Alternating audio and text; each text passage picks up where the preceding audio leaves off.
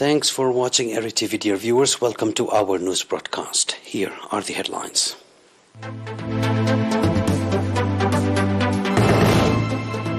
Research papers in connection with National Law Week. Briefing of Eritrea at Commission on Women's Status. North Korea confirms it fired ICBM.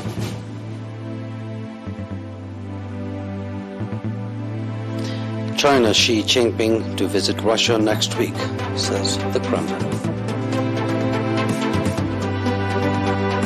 In our domestic news, at a forum organized on 16th and 17th of March at the National Confederation of Eritrean Workers Hall, research papers have been presented in connection with the National Law Week that is being conducted under the theme Law for Human Dignity and Development, stating that the ministry has been exerting efforts to put into practice laws and regulations based on Eritrean societal values. Ms. Fawzia Hashim, Minister of Justice, indicated that extensive effort is being conducted to modernize regional and global trade and material contract commitments. Minister Fawzia also said the objective of the second National Law Week is to develop the understanding of the public on the core concepts of human values and development. The research papers presented at the forum included Law and Nationality, Human Values, Law and Development, as well as Progress of Information Technology and Communications at the Ministry of Justice. At the occasion, a documentary film titled Eritrea, A Priory of Human Values was presented to the participants of the forum.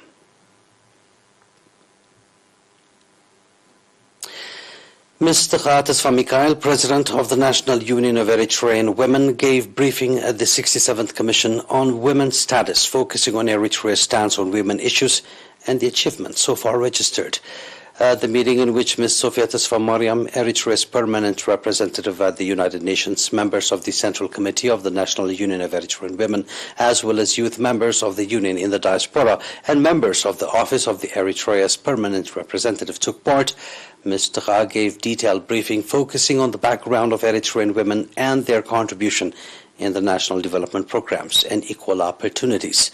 Ms. Tesfa said that in order to boost women's participation in digital technology, there are certain conditions that should be addressed, including transformation of political and economic relations, advancing participatory framework based on humanity and justice, cooperation and transfer of technological knowledge among countries, as well as avoiding backward traditional practices. The Eritrean delegation led by Mr. Tesfa Mikhail also presented briefings at the extraordinary discussion forums in which senior officials took part, focusing on the stance of Eritrean government and the National Union of Eritrean Women, among others.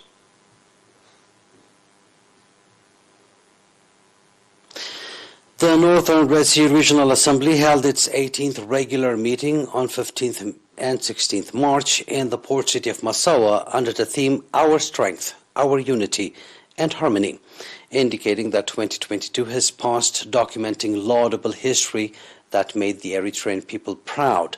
Mr. Ibrahim Ali Sheikh, chairman of the Regional Assembly, said that conducive atmosphere has been created for the implementation of the chartered out development programs of 2023.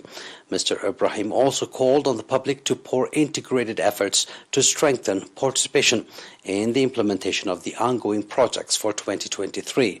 The participants conducted extensive discussion of the activity report of 2022, including on the effort to ensure potable water supply and health service provision, effort to develop the teaching-learning process and student school enrollment, as well as water and soil conservation activities.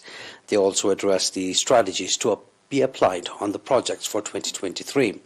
Ms. Asmarat Abraha, governor of the region, on her part, called on the members of the Assembly to play due role in the reinforcing of the participation of the public in the implementation of the development programs.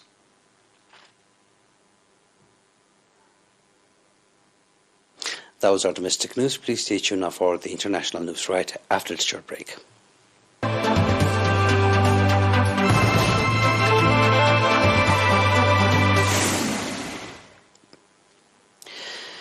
North Korea has confirmed it fired an intercontinental ballistic missile and that it was the Hwasong-17, known as the country's monster missile. The launch of the banned missile was detected by South Korea and Japan yesterday, hours before South Korean President Yoon Suk-yeol was due to fly to Tokyo for a summit with Japanese Prime Minister Fumio Kishida. It was the latest in a series of weapons tests that has coincided with the Freedom Shield, the large-scale joint military exercises between the United States and South Korea that began on Monday and that Pyongyang regards as a rehearsal for invasion. The Hwasong-17 is North Korea's biggest missile and is the largest road-mobile liquid-fueled ICBM in the world. It is believed to have the range to deliver a nuclear warhead to targets anywhere in the U.S. It was first tested in March last year, marking North Korea's first ICBM launch since 2017.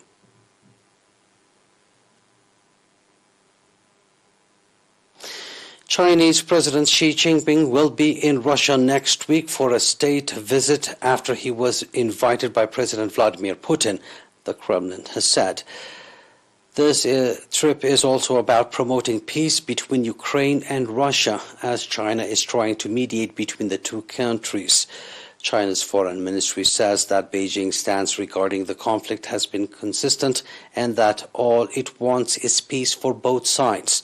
The Kremlin said during the talks the two leaders will discuss the development of comprehensive partnership and strategic cooperation between Russia and China, and added that a number of important bilateral documents will be signed.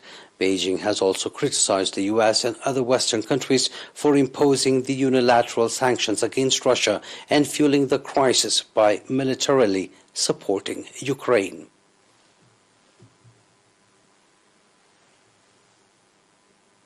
Please stay tuned now for a recap of tonight's headlines.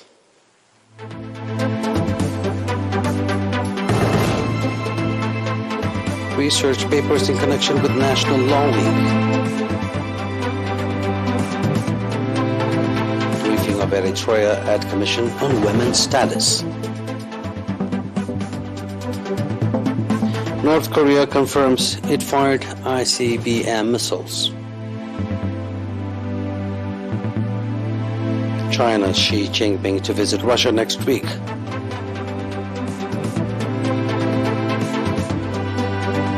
And that was our news for tonight, dear viewers. It is good night from us.